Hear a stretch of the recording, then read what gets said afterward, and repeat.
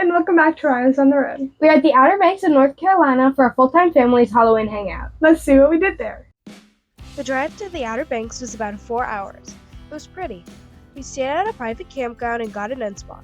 We were there for the full-time family's Halloween beach bash. It was 15 families that are on the road full-time, like us, getting together for Halloween. We made lots of new friends and met some good people. It was kind of nice that the campground was small because we were all close to each other and it was right on the beach. The moon reflecting on the water was beautiful, as well as the sunsets. During the hangout, we ran the swap table. At the end, all of the leftover stuff was donated. I think everyone was happy to get rid of some unneeded stuff. We went to the beach with our friends Shyla, Hosanna, and Ellie, and a few other families. The beach had a Civil War era shipwreck and the waves were rough. That evening, we got dressed up in our costumes and went to a fishing dock. All the boats had Halloween decorations and a lot were handing out candy for trick-or-treaters. Even a Coast Guard boat was giving out candy after we got a look inside. We had a great time at this uniquely Outer Banks experience. Later, we went to a beach bonfire to meet everyone. The adults talked around the campfire and the kids played games like tag. We decorated pumpkins and Halloween cookies the next day. Later on Monday, we all did a community service project.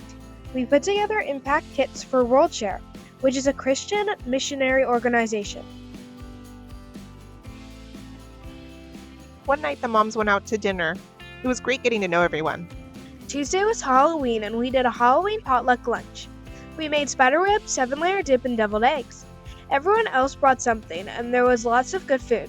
It was a great chance to get to know the other families and kids our age. Later, the girls made skeletons out of straws. We got all dressed up for trick-or-treating around the campground on Halloween. Gemma was Barbie, Brietta was Pikachu, Ashlyn was Eowyn from The Lord of the Rings, and I was a woodland elf from The Lord of the Rings. I had an extra pair of elf ears that I let Shiloh borrow so we could both be elves. A lot of RVs were decorated and handing out candy. We had so much fun with our friends. We traded candy after we finished. We went to Duck Donuts, a North Carolina specialty. Then we got some seafood. All the teens played bingo at the campground game room. Some of the families went on a field trip to Jockey Ridge State Park. A ranger told us all about the park. Jockey Ridge is the end of the Mountains to Sea Trail that is 1,175 miles long. After, we explored the dunes and even rolled down some. When we got back, we played Family Minute to win it. There's candy tossing, eyeball pouncing, pick up the spiders with paintbrushes, candy corn stacking, and moving marshmallows with vampire teeth. It was challenging and fun.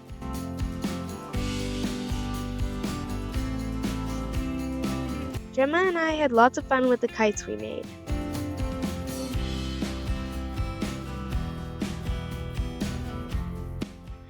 That night was a chili cook-off. My mom made chili and us teens decided to partner up and also make it a cookie contest. It was really fun baking them. During the week, the teens hung out together and played lots of different games, like mulch, a relay race, freeze tag, and football during the day. At night, we played Mafia, Capture the Flag, and Manhunt. It was super fun. At the chili cook-off, there were lots of different kinds of chili and cookies. Later, Brietta, Gemma, and my mom joined in on the dance party. Wandering Bear RV is owned by another full-time family. BJ was good enough to fit us in on the last day of the hangout to repack the bearings on our RV wheels. RV maintenance is dirty work and we're glad to have experts to keep us rolling for another 10,000 miles. While BJ and David worked hard on the RV, the girls and I went down to Orange Blossom Bakery to have some of the best pastries in the Outer Banks. The worst part of a hangout is the end. We had donuts and said goodbye.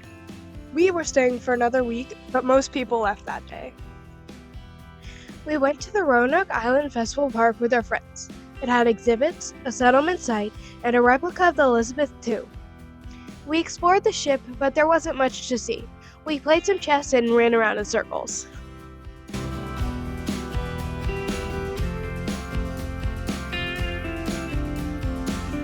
Next, we headed to the settlement. There was a blacksmith, some replicas of armor, a pillory, and lots of other things.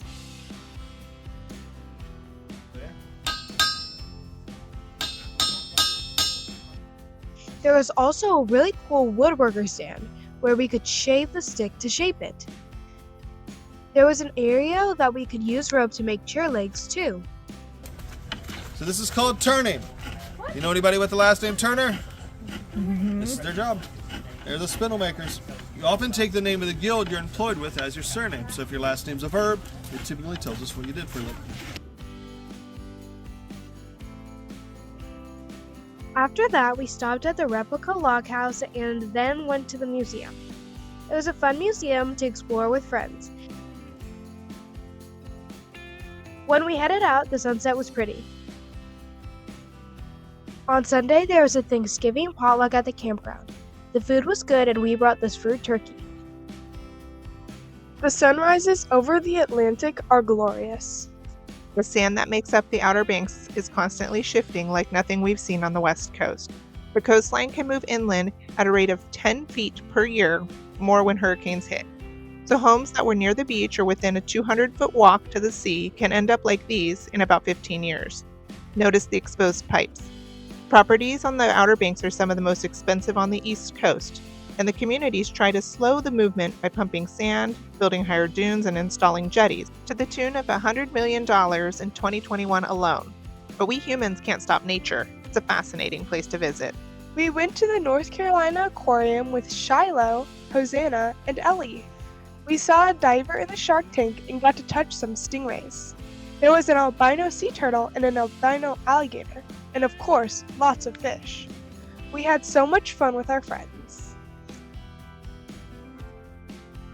One day we went to Chickamaucomico Life Saving Station. As many people know, the offshore waters of the Outer Banks are very dangerous for boats. This station was built in 1874 for this reason. It was a forerunner of the U.S. Coast Guard. It was very cool to learn the history of this station.